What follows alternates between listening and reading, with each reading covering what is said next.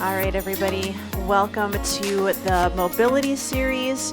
And today we're going to be focusing on our ankles. So you are going to need a ball of some sort. I use the yoga tune-up balls personally. I know some people prefer to use some from a company called Roller.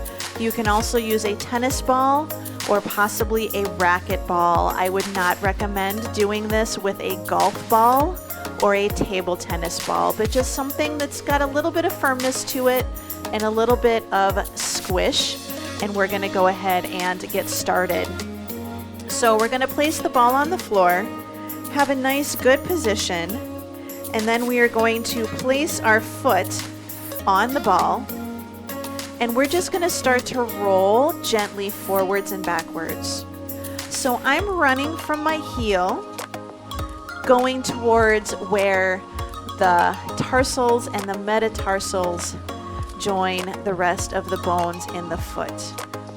And I try to make sure to cover the entire bottom of the foot. So I start at the heel, roll all the way to the ball of my foot, go back to the heel, try to roll to the base of your second toe, back to the heel, base of the third toe, heel, base of your fourth toe, heel, base of your pinky toe, and then just roll forward and back.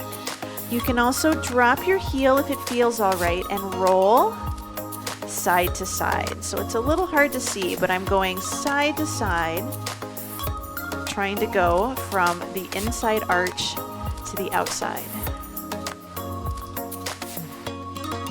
Good. Let's do the other foot. Same thing. So just have the ball on the floor and you're just going to start to roll. And always start with light pressure, and then you can work your way to a deeper amount of pressure. Good. So again, remember, start at your heel, roll all the way to the base of the big toe. Roll to the heel, base of your second toe. Heel, base of the third. Heel, base of the fourth. I feel this one a little bit, ooh. And then heel and base of your pinky toe. Good. I definitely feel it today on this side. Kind of getting towards the base of my fourth toe there. And then again, you can drop the heel a little and do what's called inversion and eversion. Rolling side to side underneath that arch.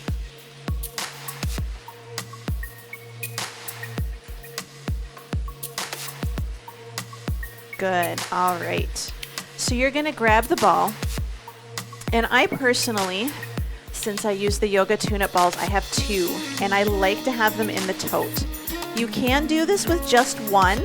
Just know that the pressure is going to be a little bit more intense. So just keep an eye on how it feels. For those of you that maybe have one of the Rollga rollers, you can also use that for this exercise. But we're going to work our calf. So I'm going to demonstrate how to do this with just one. But you're just going to place it underneath the calf. And you're just going to sit back and just see if there's a pressure point. And you can just point and flex your ankle. You can draw circles. You can go the other direction. You can do a side to side like a windshield wiper. Now we want to stay out from directly behind the knee. We want to stick with the meaty part of your calf. You can also roll it down a little farther. And same thing, just point and flex, draw circles, go in and out. Some people find this really uncomfortable, so keep that in mind. You can also come up into a bridge and roll forwards and backwards. Again, staying away from the area right behind the knee. Just do a good roll. Try to keep your foot pretty relaxed, so we don't want to pull our toes up while we're rolling up and down. Just keep it nice and relaxed. Good. We're going to do the other side. And I'm going to demonstrate with it in the tote. It feels a little bit different. There's a little bit less pressure. But you're just going to, again, place it underneath the calf. And again, you can just point and flex. You can draw circles. Other direction. You can do in and out. And just rolling side to side. And again, reposition, because you want to try to get the entire calf muscle. So you technically have two calf muscles. You have your gastrocnemius and your soleus. And since our knee is pretty straight, we're getting a lot of gastrocnemius in here. Circles. Other direction. Good. And again, if you feel up to it, you can lift up and you can roll forwards and backwards. So this all depends on how your calf feels. Some people can do this and their calves love it. And some people do this and their calves are screaming at them. Good. Let's go ahead and bring it down. Go ahead and set those to the side. So now we're going to work on a little ankle mobility. So we will be in a half kneeling position for the next couple of exercises. So you can place something underneath your knee if you need to. So we're going to take the foot forwards, being in a half kneeling position, and you're going to take your hand, and that hand is going to help lock that foot into place because our heel needs to stay glued to the floor. And we're going to just rock forwards. Get to the end position, count for a full breath, rock back, rock forwards, breathe, good, rock back, rock forwards,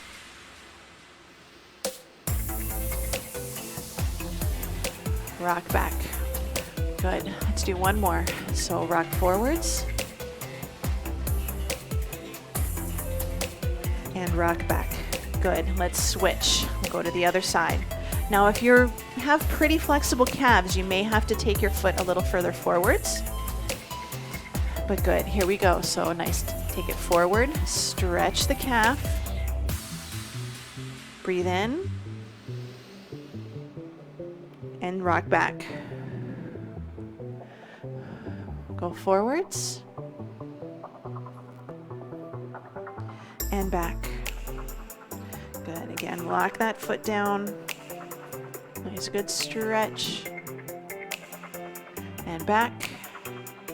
Good. One more. Rock forwards. And take it back. Good. Go ahead and bring it up. Now we're going to do the Captain Morgan pose. So we're going to be kneeling the other foot. We're going to open the hip out to the side. So we want to try not to let the knee come in, and we don't want to turn our hips. So our hips are forward. We're opening up. You can take your hand and put a little pressure on the inner thigh. And again, nice and tall. We're just going to go out. Breathe in. And come back. Go out. And back. So we're getting a little hip in this as well, but a little calf and ankle. Good. We're going to do two more. I'm going to bring my foot in a little just so you can see that when I switch and bring my foot closer, it's more calf and ankle and less inner thigh. Good. Rock back. And one more time. Press out. And in. Excellent. Bring it in. Take it to the other side. So again, half kneeling. Pick a position that's comfortable for that knee. Hips are forward, but we're opening it out. I'm going to do a few with a leg out and a few with my leg closer in. So pressing out, nice and tall. So for me, I'm getting more of an inner thigh and a hip stretch than I am calf at this point. But it depends how tight you are. Some people may need to take their leg out just to be able to get their knee to go more farther out than perpendicular.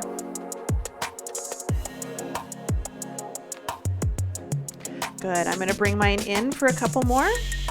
Get a little bit more calf and ankle. Good. Out and in. But listen to your body. My knee feels okay going as far as it is. Don't force it if it doesn't feel good. Good. And bring it in. So now we're going to do a rock back.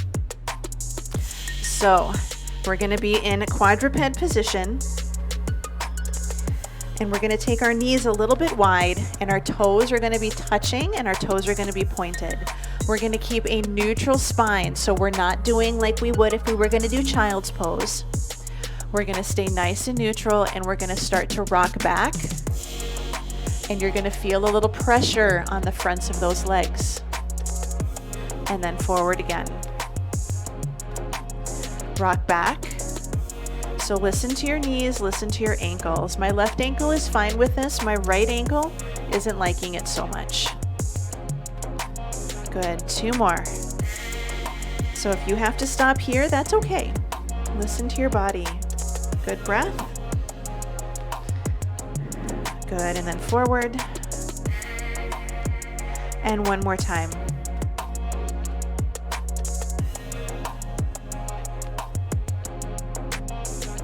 Good, and bring it up.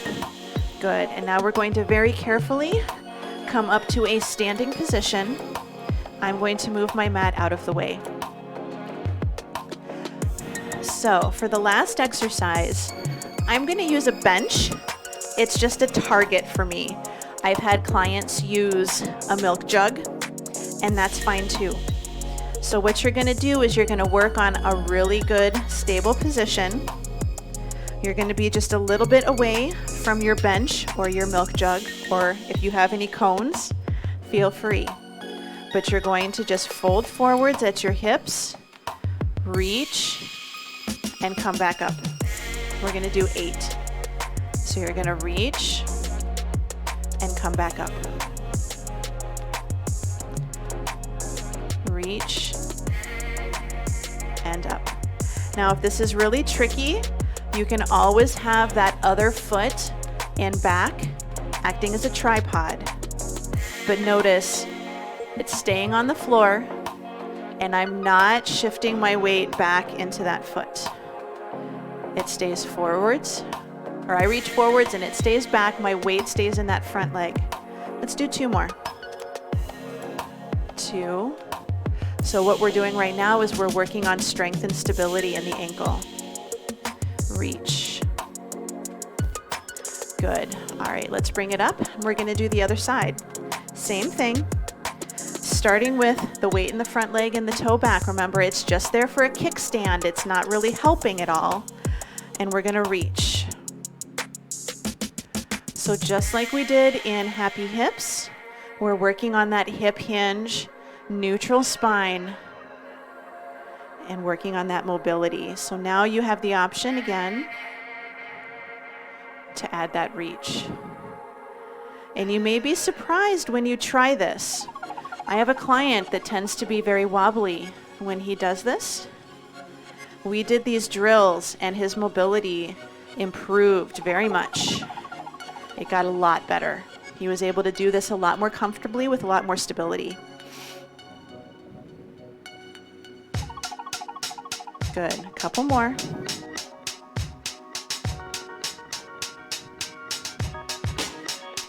One more time.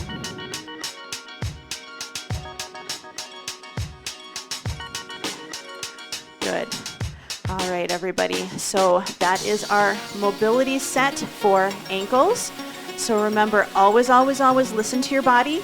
You can do these mobility drills every single day. Start with 1 round and then gradually work your way up to doing 2 or 3. But 3 is about all that you will need to do. So hopefully I will see you for the next round of mobility drills. Have a wonderful day, and I'll see you in class.